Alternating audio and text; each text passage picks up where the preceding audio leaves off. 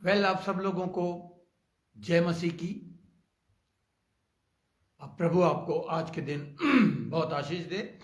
माफी चाहूंगा, मेरा गला आज थोड़ा काफी टाइम से खराब है, लेकिन प्रभु मुझे सामर्थ्य और शक्ति देगा आज के दिन। देखिए, हम लोग लगातार एक सीरीज की मैं टीचिंग दे रहा हूं, भजन संहिता 23वें ज़बूर, जो कि हम मसीही विश्वासियों में बहुत इंपॉर्टेंस रखता है, बहुत एक खास स्थान है इस ज़बूर की, भजन संहिता की, इस साम की, जो दाऊद ने अपने बड़े कठिन समय में आत्मा से प्रेरित होके गाया भजन के रूप में। और मैंने नोटिस किया, जब से मैं प्रभु में आया, मैंने बहुत खास तौर से ये देखा। शुरू में मैं जब आया तो मुझे एक खादिम ने ये बताया कि आपको सबसे पहले बपतिस्मा लेना है। बपतिस्मे की डिटेल टीचिंग नहीं दी। तो मेरा पहला बपतिस्मा मैं बिना समझे मैंने ले लिया। एनीवे, ले लिया। लेकिन अच्छा है कि हर जो चीज हम करते हैं सूझबूझ और पूरे ज्ञान से हम करें। तो मुझे आए हमारे बाप, यानी कि जो एक दुआ है, जो एक पैटर्न के रूप में यीशु मसीह ने अपने चेलों को एक पैटर्न दिया, उसे मुझे रटाया। भजन संहिता 23 मुझे बताया, और मुझे 10 कमांडमेंट्स, जितना मुझे याद है, ये 3-4 चीजें पहले मेरी पत्नी को, फिर जब मैं प्रभु में आया तो मुझे ये सीखने के लिए कहा गया, जो कि गलत नहीं है, मैं क्रिटिसाइज नहीं कर रहा हूं। दिक्कत सिर्फ ये थी कि मैंने उससे ऐसे रटा जैसे तीसरी चौथी क्लास में हम पोएम्स वगैरह रटते थे। तो सालों मुझे लगा, और मुझे ये बताया गया कि जब कभी डर लगे, जब कभी बीमार हो जाओ, जब कभी परेशानी आ जाए, जब कभी आपको घबराहट होने लग जाए, तो भजन संहिता 23 बोलना शुरू कर दो। अगेन, गलत नहीं है अगर आपने अपने बच्चों को ऐसा सिखाया है। वचन हमेशा वचन है। हाँ, परमेश्वर का वचन जो कि बाइबल है, हमें बताती है कि मेरे ज्ञान के ना होने से मेरी प्रजा नाश हो जाती है। रटी हुई चीज बोलना और समझ के बोलने में बहुत फर्क है। तो मैं भजन संहिता 23 की शिक्षा लगातार सीरीज में दे रहा हूं। पिछले 2 हफ्तों में मैं ऑनलाइन नहीं आ पाया। कुछ जरूरत की चीजें, कुछ अनिवार्य काम थे, तो बड़े बड़े लंबे गैप के बाद। और इस सीरीज को अगर आप देखना चाहें तो YouTube में जाके जो सर्च होता है, एक लेंस बना हुआ होता है, उस पर क्लिक करके आप पास्टर विमल कुमार सेन टाइप करेंगे तो मेरी सारी टीचिंग्स आप देख पाएंगे। अब वो आपकी मर्जी है कि अगर आपको ब्लेसिंग मिलती है, आशीष मिलती है। मैं इसका बहुत ज्यादा एडवर्टाइज नहीं करता, क्योंकि मुझे पता है मेरे आत्मिक बच्चे जो मेरी अथॉरिटी में हैं, जिन्हें परमेश्वर ने मुझे सौंपा है, जिन पर मैं अधिकार रखता हूं, जिनको परमेश्वर का वचन कहता है अपने अगुवों की मानो, उनके अधीन रहो। रोमियो की इब्रानियों की पत्री के 13वें अध्याय के 5वें पद को आप पढ़ लीजिए। हर विश्वासी अपने पास्टर की जो हुक्म मानते हैं, जो कहना मानते हैं, जो उनके सबमिशन में रहते हैं, अधीनता में रहने का मतलब है जो उनको अपने आप को सबमिट करते हैं, सबमिशन में रहते हैं। और जब भी वो कुछ ऐसा कहते हैं कि मुझे ये परमेश्वर दिखा रहा है, तो वो उसकी मानते हैं। तो एनीवे, मैं इस शिक्षा को देते हुए जहां पर पिछली दफा रुक गया था, वहां एक खास चीज जो मैंने बताई थी, ग्रीक शब्दों का इस्तेमाल मैं अपनी हर टीचिंग में 2-3, कभी कभी 5, कभी कभी 7 ग्रीक शब्द ऐसे हैं जिसमें बहुत एक्यूरेसी, बहुत गहराई से समझने वाला मतलब निकल के आता है। और इसलिए मैं अकेला नहीं, हिंदुस्तान में कई खुदा के खादिम इस चीज का इस्तेमाल करते हैं। यहां भीमताल में एक ऐसा सेवक आया जिसने पूरे चर्च की सिस्टम को बदल दिया, ये बोल के कि ये दूध पीते बच्चे हैं। उस चर्च को स्टार्ट हुए 7-8 साल हो गए। वो खादिम मुझे अपने पिता समान समझते हैं। मुझे बड़ा दुख हुआ। मैंने ये सोचा कि कब तक ये व्यक्ति जो विदेश से आया है, कब तक इस खादिम को ये बताता रहेगा कि तेरे चर्च में ये दूध पीते बच्चे हैं। अरे सालों शताब्दियों पहले इब्रानियों की पत्री के 4 अध्याय में ये बात लिखी हुई है कि समय के लिहाज से तो तुम्हें गुरु हो जाना चाहिए था, लेकिन आज भी तुम्हें दुद्धू की जरूरत है। प्रारंभिक बेसिक नींव संबंधी शिक्षाओं की जरूरत है। और मैं ऐसा करते करते करते सालों पहले मैंने ये रियलाइज किया कि जब तक मैं इन्हें दूध देता रहूंगा, क्योंकि मुझे अच्छी तरह याद है, मैं एक खादिम को देखता था, उसके बच्चों को जब हम स्कूल छोड़ने जाते थे तो उसका बेटा 8 साल का था और अचानक से मैं देखता था वो सीट के बिल्कुल नीचे छुप जाता था और कुछ करता था। एक दिन मैंने उस मास्टर से पूछा कि ये बच्चा क्या कर रहा है। उसने कहा सॉरी मास्टर, वो हमने इसका दूध नहीं छुड़ाया। तो ये आज भी बोतल से, 8 साल का बच्चा बोतल से दूध पीता है। तो मेरी हर एक खादिमों से हाथ जोड़कर ये विनती है, जो मेरे से उम्र में छोटे हैं उनसे भी निवेदन है, और जो मेरे से उम्र में हम उम्र हैं या उम्र में बड़े हैं उनसे, कि आप एक बात हमेशा ध्यान रखें कि हम प्रभु की भेड़ों को जैसे चलाएंगे वो वैसे चलेंगी। जो विश्वासी, हमारे चर्च के मेंबर्स उम्मीद करते हैं कि जैसे आपने अपने बच्चों को दूध पिलाया, फिर आपको डॉक्टर ने कहा इनको दाल का पानी और रोटी की छिलका थोड़ा थोड़ा देना शुरू करो। और देखिए, हमारे चर्च में मैंने कई छोटे छोटे बच्चों को बड़ा होता देखा है, और 6 साल की उम्र तक आते आते दे स्टार्टेड ईटिंग चिकन। आजकल तो बर्गर चल गया है, पिज्जा चल गया है, सॉसेजेस चल गए हैं, सलामीज चल गई हैं, अलग अलग किस्म के मैच्योर्ड फूड चल गए हैं। और हर एक पेरेंट को इस बात की चिंता रहती है कि यार अब इन बच्चों को जैसे जैसे वो बड़े होते जा रहे हैं एनर्जेटिक फूड दें, यानी कि विटामिनाइज्ड फूड दें उनकी मेच्योरिटी के हिसाब से, ताकि वो धीरे धीरे बढ़े, हजम करना सीखे। मैं अपने चर्च में अपने आत्मिक बच्चों को कई सालों से, एटलीस्ट 3-4 सालों से तो बहुत गहराई में ले जा रहा हूं। डियर बिलीवर्स, जो लोग मुझे इस वक्त सुन रहे हैं और जो बाद में सुनेंगे, मैं आप लोगों को ये बता दूं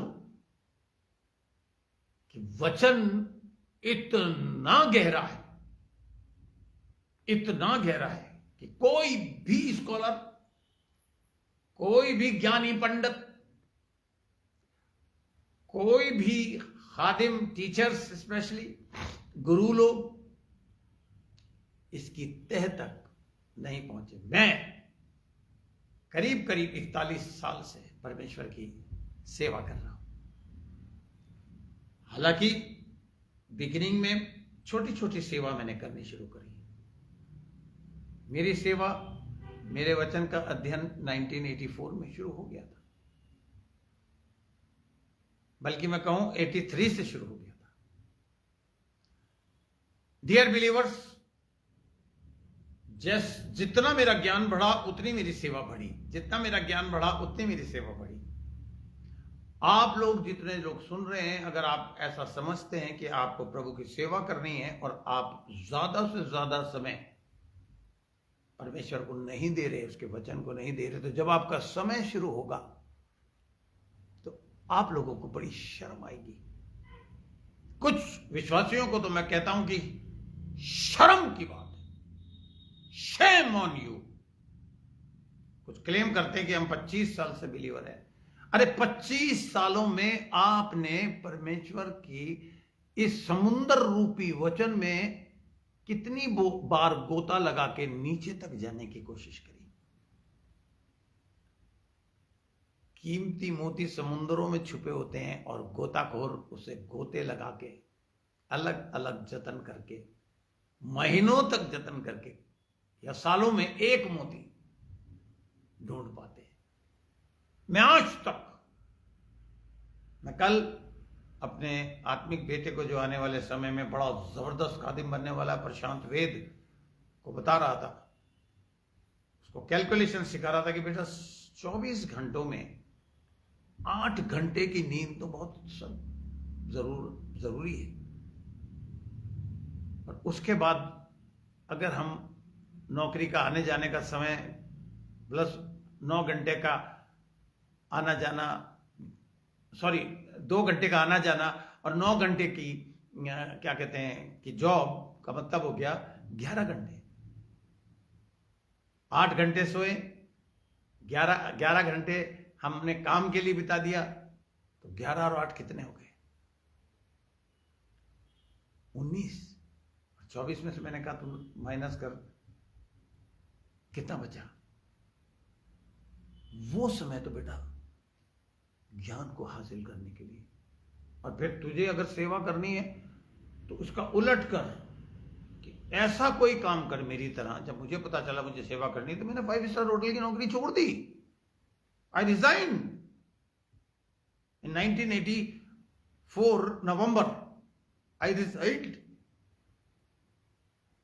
और होटल डिप्लोमा करने के बाद it is as equal as graduation. मैंने शॉफर की नौकरी करी, जिसमें गाड़ी एम्बेसीज में बहुत कम चलती थी।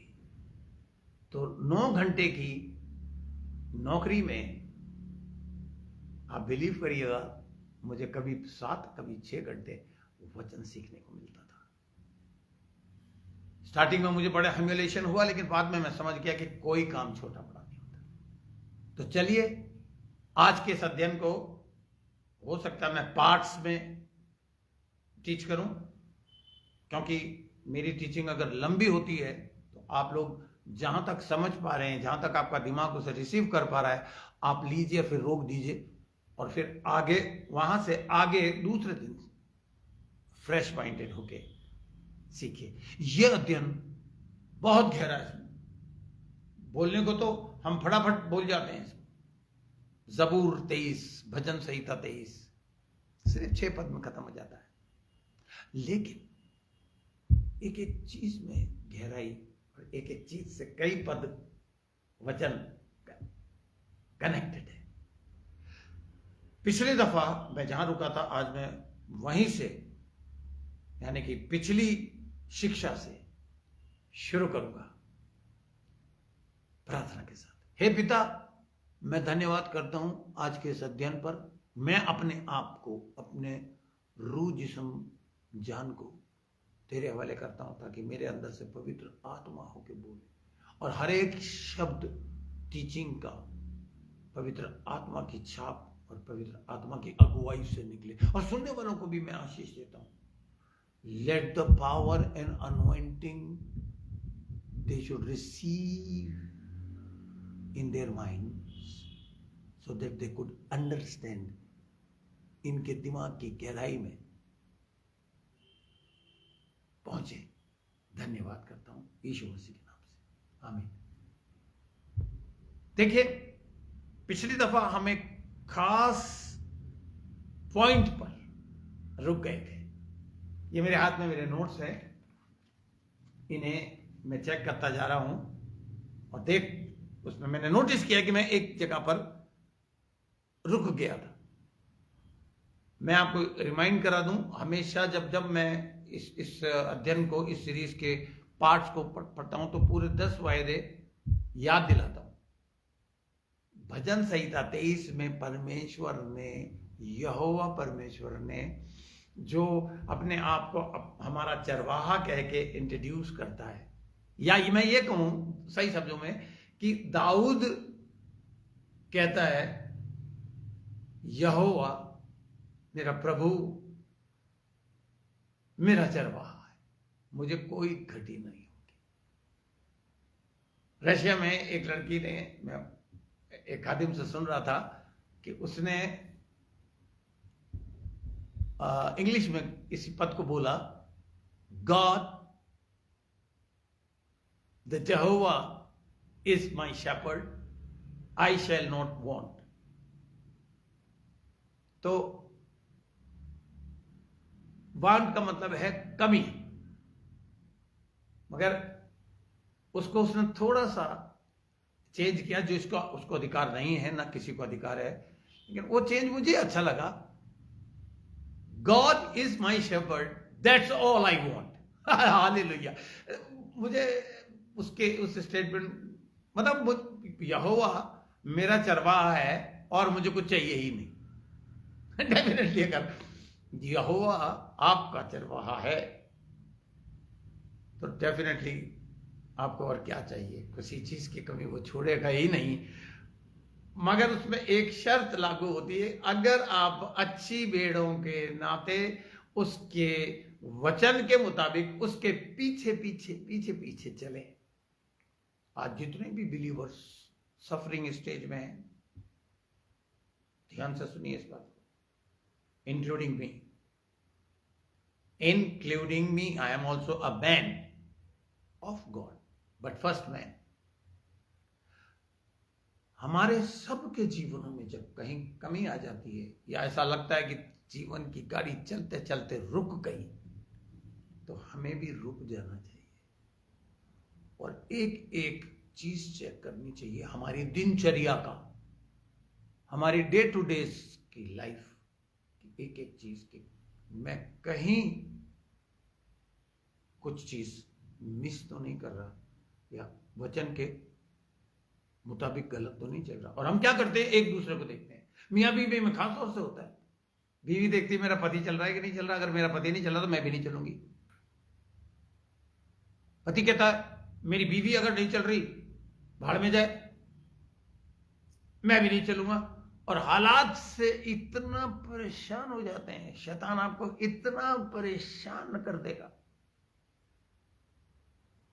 पीस डालेगा, टुकड़े टुकड़े कर देगा, कि आप उसके वचन के मुताबिक नहीं चलोगे। मगर जो लोग उसके वचन के मुताबिक उसका आदर करते हुए अपने को पवित्र आत्मा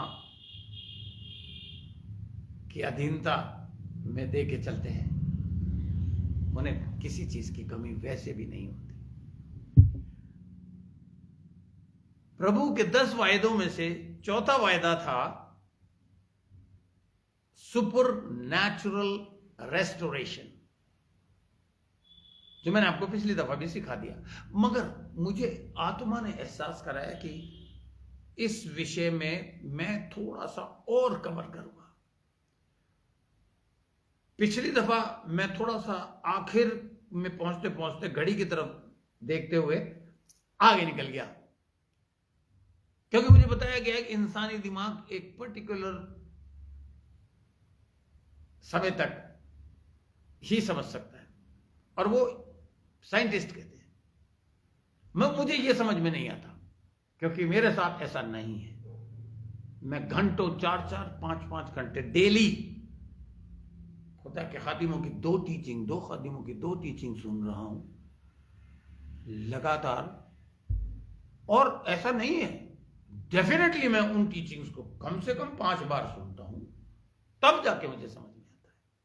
मैं ये यूट्यूब पे, अभी ये फेसबुक से मैं सीधा यूट्यूब पे डाल दूंगा इस टीचिंग को, बार बार सुनिए आप। हर बार आप जब सुनेंगे तो आप देखेंगे, अरे ये चीज मैं कैसे मिस कर गया था या कर गई थी। तो परमेश्वर के का जो चौथा वायदा मैंने आपको सिखाया, सुपर नेचुरल रेस्टोरेशन, जिसको हिंदी में बोलेंगे अलौकिक वापसी या अलौकिक मरम्मत, या और हिंदी में मैंने यहां लिख रखा अपने नोट्स में पुनर्स्थापना। रेस्टोरेशन यानी पुनर्स्थापना।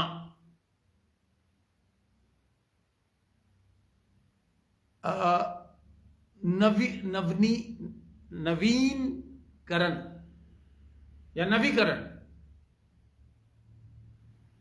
इसके विषय में मैं आपको थोड़ा सा धीरे धीरे कवर करना चाहूंगा कि भजन संहिता का जो पद है जो मैंने कवर किया 23वें अध्याय भजन संहिता के, और तीसरे पद में जो मैंने आपको बताया, उसमें मैंने आपके लिए पढ़ा, वह मेरे जी में जी ले आता है। इंग्लिश में है ही रिस्टोर्स माई सोल, मेरे प्राणों, हिंदी में तो ऐसे होना चाहिए था, वो मेरे प्राणों में या मेरे प्राणों के लिए जी में जी ले आने वाला चरवाहा है। देखिए, जब बाइबल की ट्रांसलेटर्स ने ट्रांसलेट करा है तो थोड़ा अच्छा ट्रांसलेशन हम लोग भी कर सकते हैं। कई वर्जन्स हैं बाइबल में। तो एनीवे,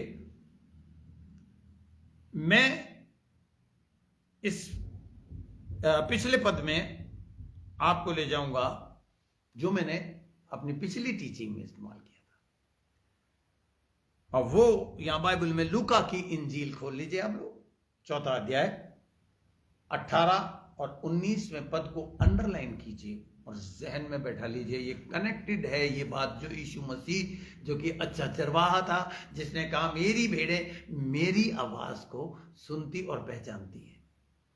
देखिए यहां लिखा है, और हो सकता है मैं आज इसी पद पर सिखा के रुक जाऊं, और हो सकता है कि मैं 7 बजे, आज ही 7 बजे आगे की टीचिंग दूं, क्योंकि लंबी टीचिंग है। ये पद में बहुत सारी गहराइयां छुपी हुई है, इतनी गहराइयां कि आप बार बार, कम से कम 10 बार आप लोगों को तो इन दोनों टीचिंग्स को जो मैं पार्ट्स में दूंगा, आप अगर सुनेंगे बड़ा आनंद होगा और बड़ी समझ होगी, और शैतान आपका बाल बांका नहीं कर पाएगा। यस, यहां लिखा है लूका 4 उसका 18 और 19, मैं जहां तक समझता हूं आपने निकाल लिया होगा। यहां देखना है कि यीशु मसीह कह रहा है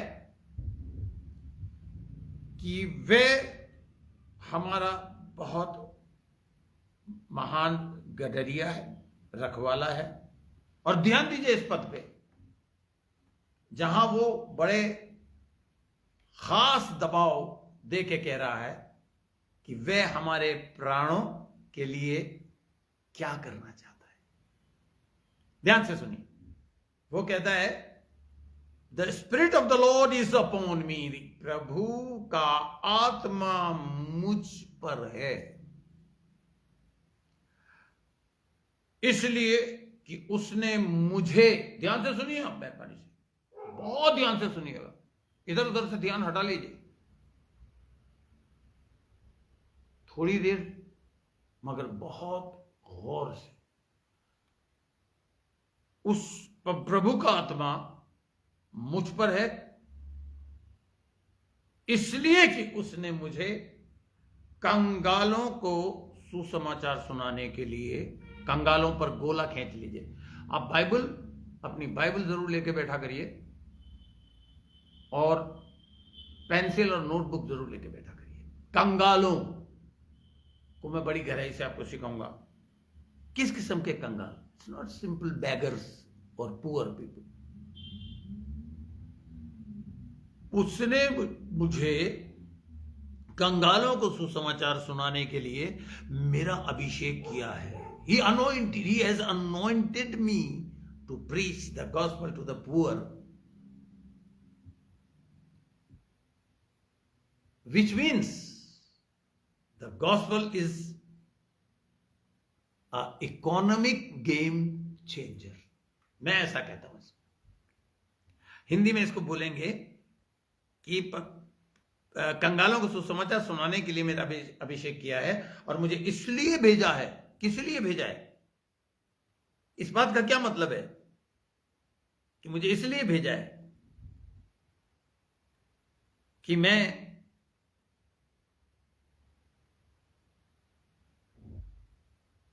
गरीबों को, कंगालों को, यानी कि मुझे भेजा है ताकि मैं इस इंजील के द्वारा एक आर्थिक खेल को चेंज कर पाऊं। आर्थिक गेम चेंजर हमारे जीवन के लिए और उन लोगों के लिए जो अपने को बहुत ज्यादा गरीब समझते हैं और जो है भी। फिर आगे वो क्या कहता है देखिए, और मुझे इसलिए भेजा है कि मैं बंधुओं को छुटकारे का और अंधों को दृष्टि पाने का सुसमाचार का प्रचार करूं। अब देखिए यहां पर बंधुओं पर आप गोला खींच लीजिए। ब्रोकन हार्टेड इंग्लिश में लिखा है, he has sent me to heal the broken heart.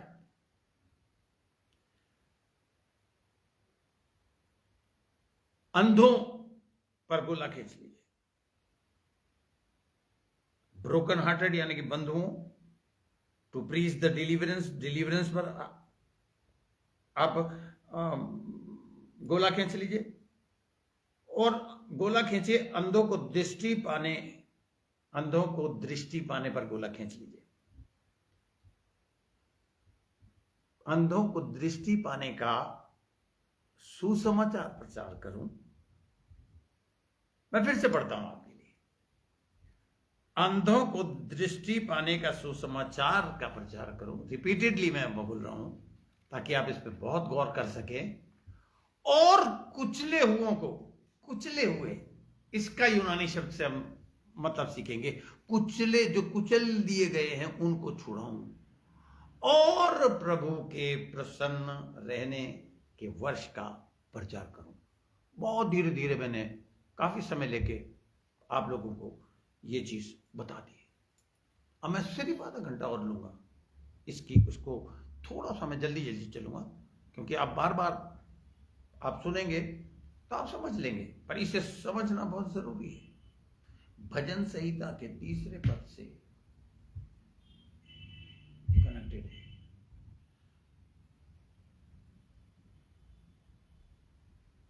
जब मैं इसको पढ़ता हूं, जब मैं इसको पढ़ता हूं, तब मैं परमेश्वर के उस महान कार्य को देखता हूं जो उसने हमारे प्राणों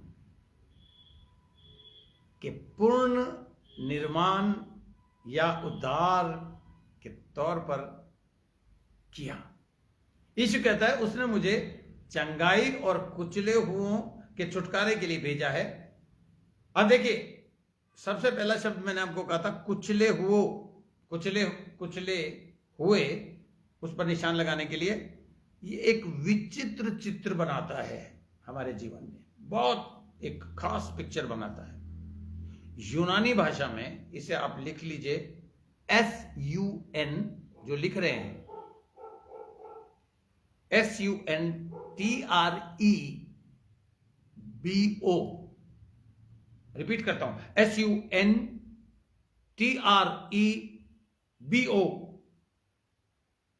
सेंट्रेबो, ये यूनानी शब्द है।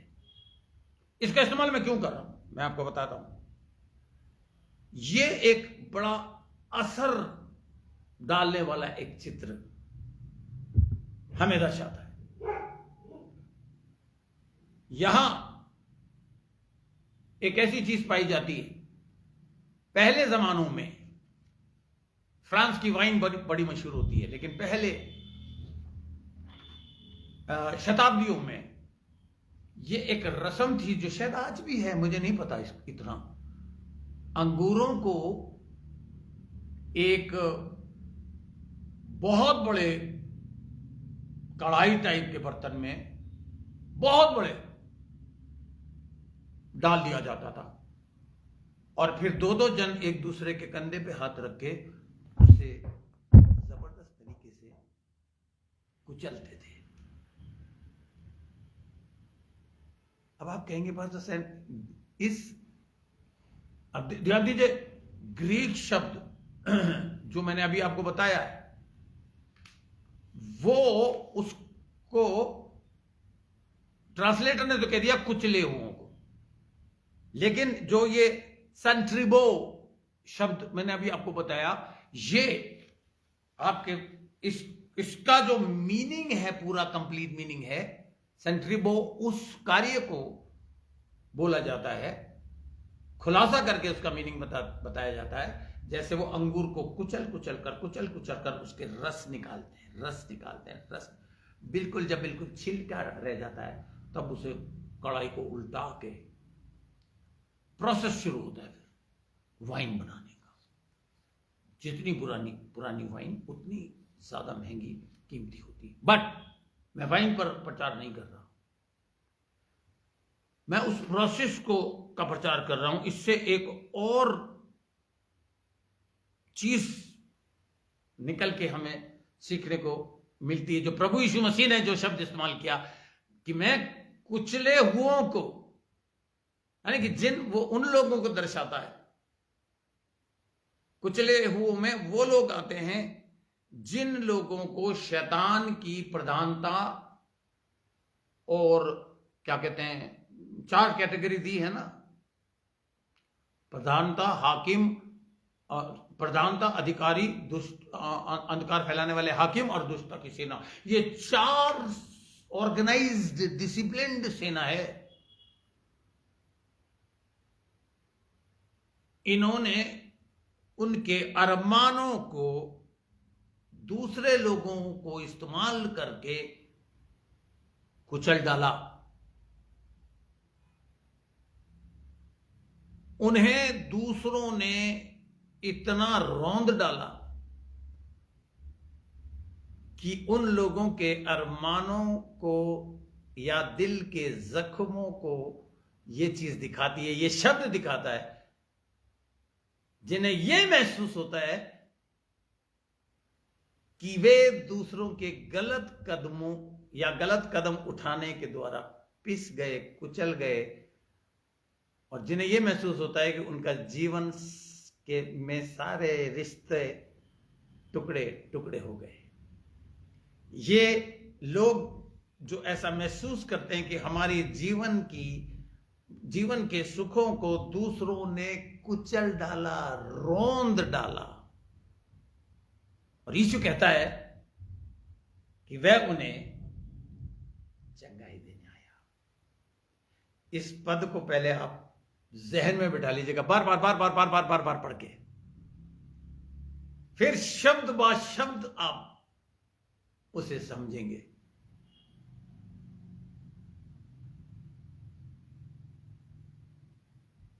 उन्हें कुचले हुओं को, टुकड़े टुकड़े पिसे हुए लोगों को वो चंगाई देने आया। अब देखिए, ये जो शब्द है चंगाई, बड़ा खूबसूरत और बड़ा मीनिंगफुल शब्द है, लिखिएगा जरूर। मैंने क्या कर रखा है, ये देखिए यहां बाइबल में, मैंने बाइबल में पेंसिल से चंगाई पर गोला खींचा, ऊपर जहां वो खाली सा जगह होती वहां लिख लिया है इसको। कभी आप मेरी बाइबल देखिएगा जब मैं चर्च जाऊंगा, तो जब भी आप इस पर पढ़ेंगे तो आपको ये यूनानी शब्द और क्लियरिफाई करेगा। ये है, इंग्लिश में है हीलिंग, हिंदी में है चंगाई, और यूनानी भाषा में यह विचित्र शब्द है EOMAI, इयोमाई। बोलिए मेरे साथ एक बार जितने लोग। इयोमाई यह है ग्रीक शब्द जिसमें न्यू टेस्टामेंट लिखा गया है। अब इयोमाई का इस्तेमाल मैं क्यों कर रहा हूं चंगाई के लिए? इसका मतलब है जिसका इलाज हो गया परंतु इसका इस्तेमाल, या मैं कहूं उस चंगाई का असर हो रहा है, कंटिन्यूली हो रहा है चंगाई में। आगे की यह असर जो हो रहा है आगे की ओर बढ़ने वाली प्रगतिशील एक ये प्रगतिशील चंगाई को दर्शाता है। या मैं ये कहूं कि चंगाई की शक्ति जहां पर प्रगति चल रही है या प्रगति दिखाई देती है, इंप्रूवमेंट, प्रोग्रेसिवली इंग्लिश वर्ड है, दिखाई देता है, जहां पर सालों साल की बुरी हालत बिल्कुल बदल कर बिल्कुल फर्क हो जाती है। और इस पद में हम क्या देखते हैं कि इसमें एक ऐसा कार्य लागू है जहां चंगाई और टूटा हुआ दिल फिर से चंगा हो जाता है, लेकिन क्विक नहीं। यहां आपको मैं बड़ी गहराई से सिखाऊंगा। बड़े बड़े खादिमों को मैंने देखा है कि होली स्पिरिट में और उसके मैनिफेस्टेशंस में, प्रकाशनों में डिफरेंशिएट नहीं कर पाते बड़ा बड़ा स्कॉलर्स। नो प्रॉब्लम, मैं उन्हें क्रिटिसाइज नहीं कर रहा हूं, मुझे माफ करें। Word is word, accuracy is accuracy, gift is one, the helper, ईजर, मैंने आपको बताया था, ईजर यूनानी में, that is the gift, the another helper. पहला हेल्पर सारी दुनिया जानती है, परमेश्वर ने कहा आदम का अकेला रहना अच्छा नहीं, मैं उसको सहायक दूंगा, हेल्पर दूंगा, और स्त्री बनाई। खुद स्वयं तो था ही helper. The helper is God almighty, Jesus Christ and the Holy Spirit. They are one, a package of one, a package of three in one. नहीं मानेंगे लोग, ना माने, आई डोंट केयर। पर परमेश्वर कि त्रिएकता को मैं ऐसे बताता हूं जैसे बर्फ, अगर उसे बाहर छोड़ दो फ्रिज से निकालकर, तो धीरे धीरे धीरे धीरे पिघल के पानी बन जाती है। दूसरा रूप बर्फ का आ जाता है, सॉलिड बर्फ पिघल के पानी बन जाती है। और उस पानी को अगर डेगची में रख के आग पे रख दो तो वो पानी उबल उबल कर एक समय ऐसा आता है भाप बनकर उड़ जाता है। उसी भाप को अगर आप वैज्ञानिक रूप से वापस केमिकल लेबोरेटरी में अगर आप उसको लैब में ले जाके करें तो वो भाप धीरे धीरे टपक टपक कर फिर से पानी बन जाता है। और उसे फ्रिज में रख दे तो फिर दे आर वन। बट बर्फ is solid, God is solid, पानी इज जीसस क्राइस्ट, हम्बल बन के आया पृथ्वी पे। वचन को दर्शाता है, आदि में वचन था, वचन परमेश्वर के साथ था। It's a type and shadow of water, भाप इज होली स्पिरिट, जो दिखती नहीं है पर उसके गुण हम देख सकते हैं। हालेलुया। अब देखिए, चंगाई जो मैं अभी मैनिफेस्टेशंस की बात कर रहा था, गिफ्ट एक ही है, होली स्पिरिट। ध्यान दीजिएगा, उसके 9 मैनिफेस्टेशन है, 9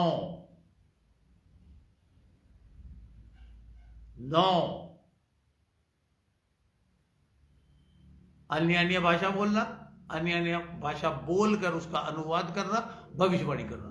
3 बुद्धि की आत्मा, ज्ञान की आत्मा, आत्मा की परख। 6 और उसके बाद फेथ, मुकम्मिल भरोसा। miracle healing. Healing can be said a gift. But what is the difference between miracle and healing? लंबा टॉपिक हो जाएगा. अगर आपको समझना है और समझते हैं तो मुझे व्हाट्सएप पे जवाब दीजिएगा, मैं आपको शाबाशी दूंगा. पर अगर आपको नहीं पता, you guys are always welcome to call me or send me a message on WhatsApp and I will explain you. There is a great difference between miracle and healing. People are not understanding. कुछ लोग चंगाई के लिए church में जाते हैं और उन्हें चंगाई मिलती है, लेकिन वो कंफ्यूज हो जाते हैं. कुछ कुछ को इंस्टेंट चंगाई मिलती है. तो मैं आपको इसका डिफरेंस बताऊंगा. बट फिलहाल ये चंगाई जिसकी बात मैं कर रहा हूं, हीलिंग की, ये वो प्रोसेस है. जैसे आप डॉक्टर के पास जाते हैं, कोरोना काल में जब उसका इफेक्ट कम रह गया था, कुछ लोगों को 5-5 दिन के लिए छू रहा था, तो एरिथ्रोमाइसिन कैप्सूल दिया जाता था, डोलू गोली के साथ, पैरासीटामोल के साथ, और यह कहा जाता था भाप लेना, गार्गल्स करना. विटामिन सी और एवियन 400 जो इम्यून पावर को बढ़ाती हैं, जो विटामिन ऐसे हैं. तो क्या आपको ऐसा लगता था कि आपने कैप्सूल लिया, एरिथ्रोमाइसिन लिया और जाके डॉक्टर का गले पकड़ लिया कि मैं तो अभी तक ठीक नहीं हुआ? 5 डेज का कोर्स होता था. कई कई जगहों पे 3 डेज का कोर्स होता था. प्रोसेस, वो अंदर जाके बैड बैक्टीरिया जो आपके बॉडी में घुस गए हैं, उनको मारने का काम करता था. चंगाई देने के लिए मैं आया. यानी कि वो प्रोसेस जो प्रोग्रेसिवली काम करता है अंदर, धीरे धीरे धीरे धीरे ये कार्य चलता रहता है. ऐसी चंगाई टूटे हुए दिलों के लोगों को एकदम नहीं जुड़ता, धीरे धीरे धीरे उनकी सारे दिल के टुकड़ों को वो बटोर के फिर से हमारे सीने में लगा देता है. ये वो शक्तिशाली तरीके से काम करता है जहां हम ये कह सकते हैं कि continuous process and he stage with us until our hearts are fully restored. ये शक्ति ऐसी है जो कार्य करती रहती है. कार्य करने वाली शक्ति हमारे साथ हमेशा तक रहती है कि हमारा टूटा हुआ दिल फिर से ठीक हो जाए. और उन लोगों को जो ऐसा महसूस करते हैं कि हम दूसरों के द्वारा कुचले जा चुके हैं, हमारा जीवन बर्बाद हो चुका है, टुकड़े टुकड़े होके बिखर चुका है, यह शक्ति, यह चंगाई देने के लिए जो प्रभु आया, जब आपके अंदर आ जाती है तो ये धीरे धीरे काम करती रहती है. अब वे आगे एक बात और कह रहा है. वो कहता है कि वह उनको भी छुटकारे का प्रचार करने आया है जो गुलामी में जकड़े हुए हैं. He says to preach the deliverance to the captives. अब ये जो वर्ड डिलीवरेंस है, छुटकारा, आपको मैंने गोला खिंचवाया था, नहीं खींचा तो अब खींच लीजिए. इसका ग्रीक वर्ड है ATH. लिखे, नहीं लिखेंगे तो कोई फायदा नहीं है. मेरी टीचिंग्स आजकल आपको बच्चों से जवान और समझदार बनाने के लिए है. आप थैंक यू करें ना करें, अप्रिशिएट करें ना करें, और मेरा परमेश्वर जो मेरे पीछे खड़ा हुआ है, मैं महसूस कर रहा हूं कि मुझे कह रहा है शाबाश मेरे बेटे, माई servants, you are blessed. And don't worry, people will not appreciate you. I appreciate you. I need appreciation from God, not from the world, not from the worldly people. Hallelujah. पहले मुझे ऐसा लगता था, एक कहावत है, कलाकार को अगर वाह ना मिले तो आह निकलती है, लेकिन मेरी नहीं निकलती अब, क्योंकि मुझे वाह की आवाज पवित्र आत्मा के द्वारा सुनाई देती है. हालेलुया. आपको भी सुनाई देगी. इसको लिखिए आप THEASIS, उच्चारण करेंगे एथिसिस. एथिसिस. We cannot pronounce Greek very marvellously, very nice. जैसे मुझे आज भी अमेरिका में विमल को विमियोल बोलते हैं. आई डोंट केयर, मैं समझ लेता हूं कि मुझे वो पुकार रहा है. हालेलुया. दूसरी भाषा में जो प्रोनाउंसिएशन है that can be little hard. और इंग्लिश भाषा हमारे देश के लोग बहुत ज्यादा अच्छे से प्रोनाउंस करते हैं. तो ग्रीक मैं आज भी सीख रहा हूं, थोड़ी थोड़ी हिब्रू भी मैंने शुरू कर दी, और तब से सीख रहा हूं जब से मैं नौकरी करता था. तो देखिए, एथिसिस, और यह एक पक्का परमानेंट. एथिसिस के आगे लिखिए परमानेंट छुटकारा. छुटकारे से अगर आप पद में पढ़ेंगे तो उतना समझ में नहीं आएगा जितना आपके दिमाग में यह आएगा कि यार ये छुटकारा खाली छुटकारा नहीं है, एम ही छुटकारा नहीं है, बस छुटकारा दे दिया. परमानेंटली, परमानेंट छुटकारे या बचाव के विषय में यह शब्द बताता है. एक व्यक्ति को बिल्कुल हमेशा के लिए आजादी, उसका हमेशा के लिए पक्का पक्का पक्का छुटकारा, उसके हर बंधन से पक्का तरीके से खुल जाना, उसकी जो गुलामी जो गुलामी थी उससे उसको आजादी. अब गुलामी शब्द, माय गॉड, आप देख रहे हैं कितना धीरे चलना पड़ रहा है. अब शब्द आ गया गुलामी. यीशु मसीह गुलामी के लिए कहता है, मैं गुलामी से छुटकारा देने के लिए, यानी कि परमानेंट. और गुलामी को आप लिखिए, यह शब्द अंग्रेजी में बोला गया है captive,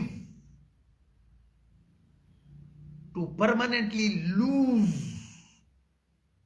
and the word captive in Greek, ये गुलामी जो शब्द है उसका, ये शब्द जो लिया गया है, जो दर्शाया गया है,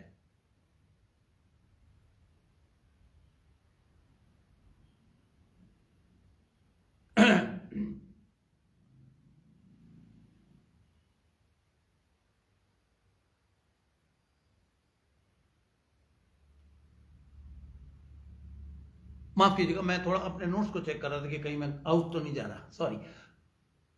ये कैप्टिविटी, ये जो गुलामी है, इसकी गहराई में मैं आपको ले जाने के लिए मैं थोड़ा सा नोट्स देख रहा था कि ये वो गुलामी है. ये शब्द उन लोगों को दर्शाता है जो गंदगी के गुलाम हो गए, जो खींच के अपनी अभिलाषाओं से खींच के उसकी पकड़ में आ गए हैं. आप कहेंगे क्या गंदगी? गंदी आदतें, चरस, गांजा, अफीम, सिगरेट, LSD, ना जाने कोकीन, और दुनिया भर के आजकल इंजेक्शंस आ गए हैं. They all are captivity. ये गुलामी आती कहां से? जो शैतान आपको खींच के अपनी गुलामी में ले आता है, अपनी 4 सेनाओं के द्वारा. जहां एक व्यक्ति किसी गंदगी, घिनौने नशे या ड्रग का आदी हो जाता है, उसका गुलाम हो जाता है. ऐसे गुलाम, इस शैतानियत की ऐसी गंदगी के गुलाम आपने बहुत देखे होंगे. अब छुटकारा यानी कि if he will allow the Holy Spirit and the God and he will make God his shepherd, अगर वो परमेश्वर को अपना चरवाहा बना लेगा, यीशु मसीह को अपना चरवाहा बना लेगा, पवित्र आत्मा जो परमेश्वर ने हमारी मदद के लिए दी है उसको काम करने देगा, तो वो परमानेंट छुटकारा पा जाएगा। और जो लोग परमानेंट छुटकारा नहीं पाते इन गंदी आदतों से, उनका रिश्ता शैतान से जुड़ा रहता है। जीसस क्राइस्ट ने साफ कहा, my work is to restore them, those who have been captive, जो गुलाम बन गए हैं शैतान के, उनको ना केवल छुटकारा दूं, परमानेंट छुटकारा दूं, हमेशा के लिए छुटकारा दूं। क्योंकि शैतान मैनिपुलेटिंग तरीकों से, यानी कि घुमा फिरा के हमें अपना गुलाम बनाता है। ये प्रोसेस भी बड़ा धीरे धीरे होता है, लेकिन अगर आप पवित्र आत्मा को काम करने देते हैं तो वो कहता है कि आपको परमानेंट छुटकारा। आगे चलते हैं हम। वो कहता है कि वे अंधों को आंखें, यानी कि जो देख नहीं सकते, देखिए दो तरह के अंधे होते हैं, एक तो जिनकी आंखें नोच के छीन ली जाती हैं, शैतान आंखें ही नोच लेता है, और एक होता अंदरूनी आंखें, जिसके लिए दूसरे कुरिन्थियों के 4 अध्याय के 4 पद में लिखा है, और उन अविश्वासियों के आंखों को अंधा कर दिया, ताकि परमेश्वर का वचन, प्रभु यीशु मसीह का वचन जो कि हमें पूरा प्रकाशित करता है, उसका प्रकाश उन पर ना चमके, वचन का प्रकाश उन पर ना चमके, उन्हें अंधा कर दिया। उनके दिमाग को अंधविश्वास में पड़ गए लोग। बिल्ली रास्ता काट रही, लो जी बुरा हो जाएगा। परमेश्वर बिल्ली इसलिए नहीं बनाई, नो नो। सो देखिए यहां पर लिखा है, to recover the sight to those that are blind, the recovering of sight. अब रिकवरिंग, यहां पर ये जो शब्द अंग्रेजी का आया है रिकवर, जिसे हम हिंदी में कहते हैं स्वास्थ्य लाभ, स्वास्थ्य का लाभ या पुण्य प्राप्ति, ये दो शब्द मैंने हिंदी की डिक्शनरी से ढूंढ के आपके लिए लिखे। वो कहता है उन्हें फिर से देखने वाली आंखें दे, क्योंकि कुछ लोग में अपने जीवन के रिश्ते तथा हालातों की वजह से उनका सही हिफाजत ना मिलने की वजह से अंधापन आ जाता है, या खुदा के खादिमों का ठीक से वचन सिखाना ना सिखाने की वजह से आत्मिक अंधापन आ जाता है।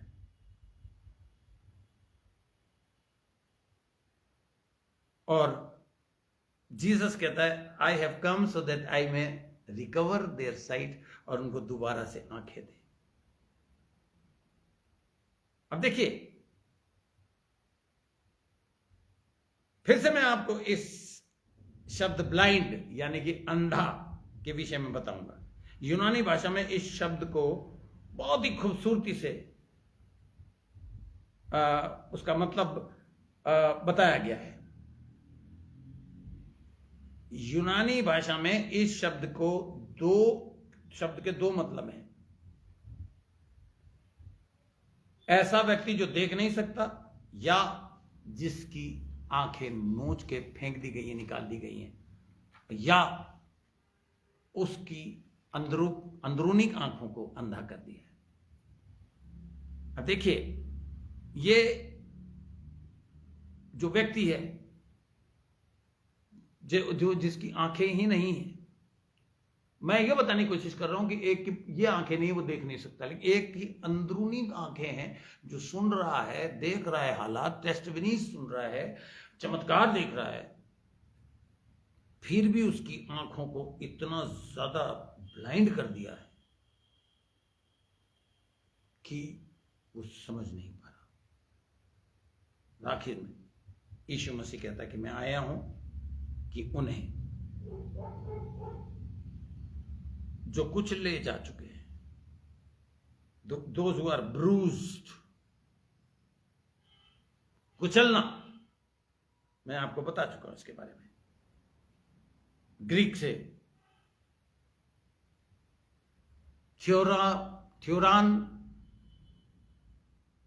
थ्योरान्स मैस, उसको इंग्लिश में TETHRAUSMENOUS,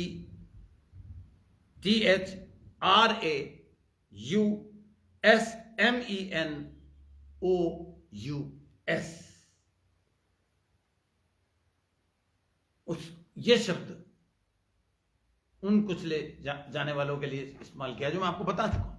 ये वो लोग हैं जो बहुत बुरी तरह से हताश हो चुके हैं, हार चुके हैं, गिर चुके हैं, नीचे गिर चुके हैं।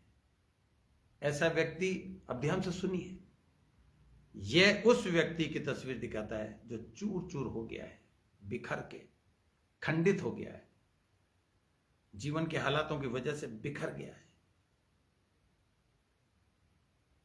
ये लोग ऐसे हैं जो मैं सोचता हूं कि अपनी बिखरना, कुचलना, जिनकी शादी टूट गई है और बिखर गए, जिनके बच्चे उनके डाइवोर्स को देखकर, उनके तलाक को देख के टूट गए, बिखर गए, नशे के आदी बन गए। मैंने हजारों की तादाद में विदेश में, स्वदेश में ऐसे बच्चे देखे हैं जो अपने मम्मी पापा के टूटे हुए रिश्ते से टूट के चूर चूर हो जाते हैं। जोड़ना बड़ा मुश्किल हो जाता है, लेकिन यीशु मसीह जोड़ सकता है अगर वो यीशु मसीह के पास आ जाए तो। हालेलुया। कुछ लोग बार बार नौकरी छूट जाने की वजह से टूट जाते हैं। मुझे आत्मा ने दुआ में बताया कि मैं आज आपको बताऊं, जो ऐसा सोचते हैं कि उनका जीवन लगातार बिखर रहा है, टूट रहा है, चूर चूर हो गया है, ये इस शब्द कुचले हुए शब्द का मतलब ये है। यीशु कहता है मैं इन हालातों से उन्हें आजादी देने के लिए, एथोएसिस जो ग्रीक शब्द है, आप लिख लीजिए, लिबर्टी, आजादी, आजादी, लिबर्टी, आजादी का यूनानी शब्द लिखिए ATHEATHEASIS,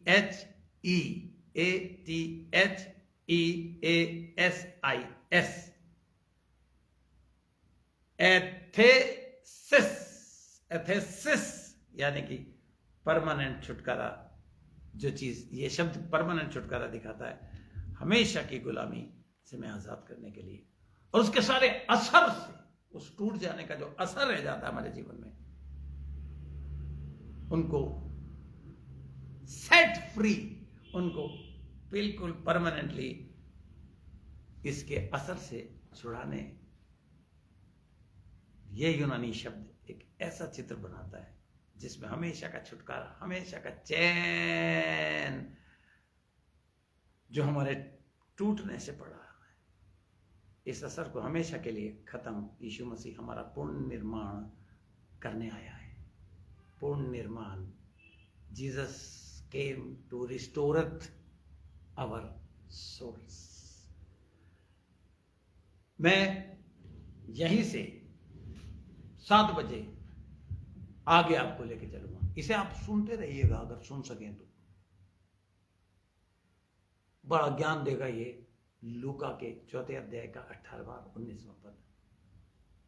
अभी खत्म नहीं हुआ, आगे चलेंगे। हे पिता परमेश्वर, मैं धन्यवाद करता हूं इस शिक्षा के लिए। इसे कंटिन्यू करूंगा मैं।